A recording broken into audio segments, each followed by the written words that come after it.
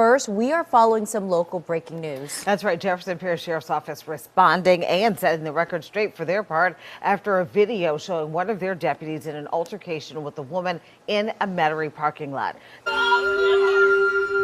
What's up, everybody? It's Danny from the Constitution State here today. I hope everybody's having a good day. Today's video takes place in Louisiana and involves the Jefferson Parish Sheriff's Office. These guys appear to be complete tyrants and utter failures. Truth be told, has nothing to do with this video, but he is in Louisiana and he is dealing with cops like this on a daily basis. So go check his channel out. And let's not forget, Louisiana just enacted this 25-foot rule. Well, it's not enacted yet. August 1st it goes into effect, but where you can't film cops within 25 feet. A, that's a violation of the First Amendment. B, these guys need to be filmed. I mean, look at them. One of the women recorded a small clip at the end, and of course the police said, that's not what happened. There's more to it. And of course they say, oh, we're going to release the footage. We're going to release the footage. And guess what they did? They released edited footage. They didn't show it start to finish. We can't rely on them to give us records of what's going on. They only release bits and pieces and try to twist the narrative. First, we are following some local breaking news. That's right. Jefferson Parish Sheriff's Office responding and setting the record straight for their part after a video showing one of their deputies in an altercation with a woman in a Metairie parking lot. WDSU reporter Jonah Gilmore reviewed that footage. Jonah, what does it show? Well, Gina Sullo, the Jefferson Parish Sheriff's Office, says the video that is circulating on social media is a snippet of an incident involving its deputies. The department says the women involved in that video were allegedly interfering with a possible overdose death investigation. Now, this video appears to show two people standing between two vehicles July 15th along Airline Highway when a JPSO deputy approached them. Now, according to the Jefferson Parish Sheriff's Office, deputies were investigating the possible overdose death of a woman who was dropped off at a hospital. JPSO says the vehicle seen in this video belonged to Renelle Polk, the person JPSO says supplied the drugs that may have caused the overdose. Now, according to the department, they were able to stop a drug transaction and found 22 grams of fentanyl on Polk. A spokesperson with JPSO says a deputy was waiting for a tow truck to pick up the vehicle when two women identified as Angeline Parks and Deshawn Parks approached the vehicle. The department says the two women attempted to take the vehicle before being stopped by the detective. We're told one of the two women tried to use a cell phone to make a call, something the detective believed was to warn people at Polk's home. Now, according to JPSO, that's when a struggle over the phone started, and at some point, one of the women punched the detective in the face. Now, JPSO says both women were fighting with the detective, and during the fight, the detective's clothes were ripped off and he received minor injuries. According to the department, the last 5 seconds of the incident were recorded, and that's the video circulating online showing the detective punching the woman. Now, JPSO says the woman seen in the video is facing several charges, including resisting an officer with force or violence, felony battery on an officer, and interfering with a police investigation. The man accused of supplying the drugs and the other woman are both charged with possession with intent to distribute several different narcotics. So next I have the video that the police released, their little edited piece, and the video the woman took. And it doesn't seem to go with the police narrative at all. They said, oh, we're going to release this little bit of video and it's going to convince everybody that what we did was all right and that our officer was jumped. No. A, you can't hear anything. Why didn't this officer have a body camera on and why wasn't that released? Because the women said when he came running up to them, he was yelling offensive things and didn't identify himself as a cop. And one of the women simply took their phone out and he was scared they were going to call people back at the house. And I get this is a serious investigation. Somebody lost their life in an overdose. But that doesn't just mean these clowns can do whatever they want. He tried to steal her phone. There was no lawful reason that he was taking her phone and just went after her.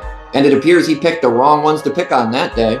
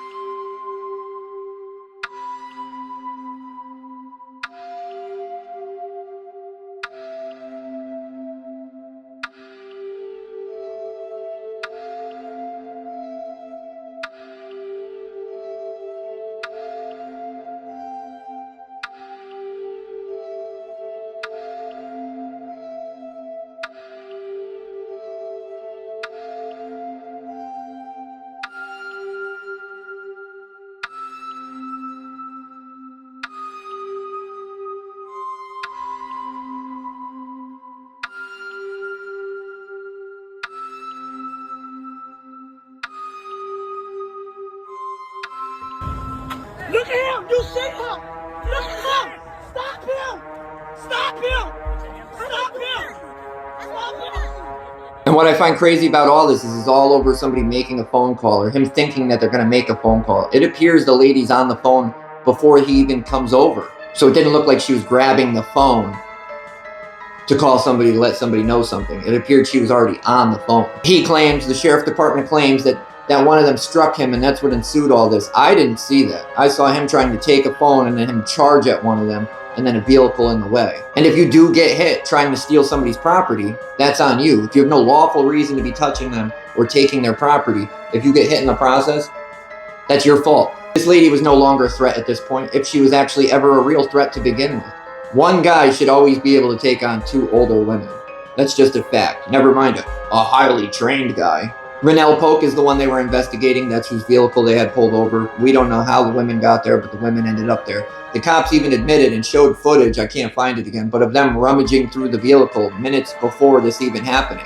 So it's not like it was a crime scene. It's not like there was police there actively doing anything. It was plainclothes dummies acting like thugs. Rennell Polk was arrested on multiple narcotics charges, including possession with intent to distribute several different narcotics, including marijuana, heroin, tramadol, methamphetamine, and fentanyl, which is all bad stuff. You don't get to act like a criminal to catch criminals.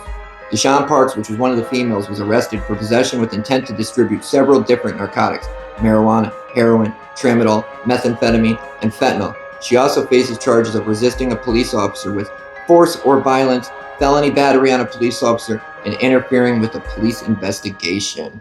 That's some BS. The guy got all the same drug charges, and she got all the same drug charges. I would guarantee you they're trying to charge two people for one thing. How can he have the drugs and she be charged for the drugs too? She just magically had all the same stuff on her. And this was the other lady. Angeline Parks was arrested on charges of resisting a police officer with force or violence, felony battery on a police officer, and interfering with a police investigation. And just imagine how this could have went if he came up appropriately instead of coming up yelling offensive things, if he had introduced himself as a police officer and done things like he's supposed to do. Hey, this is an investigation. You guys got to get away from the vehicle. Okay, bye. Doesn't matter if they call somebody. Your investigation doesn't give you the right to go steal somebody's phone, to violate their rights, and to beat them up. Sorry, it doesn't.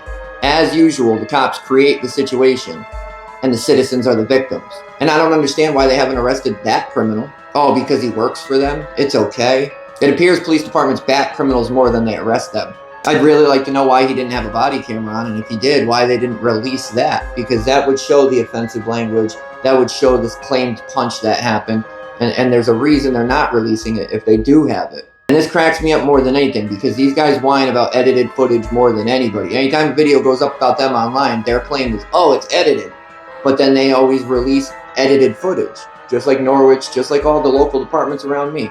That's what they do. They release clips that fit their narrative. Why didn't they release this from the beginning to the end? Let me know what you guys think about it. I think this is crazy. I just wanted to know what everybody else thought. Leave it in the comments. We'll talk about it.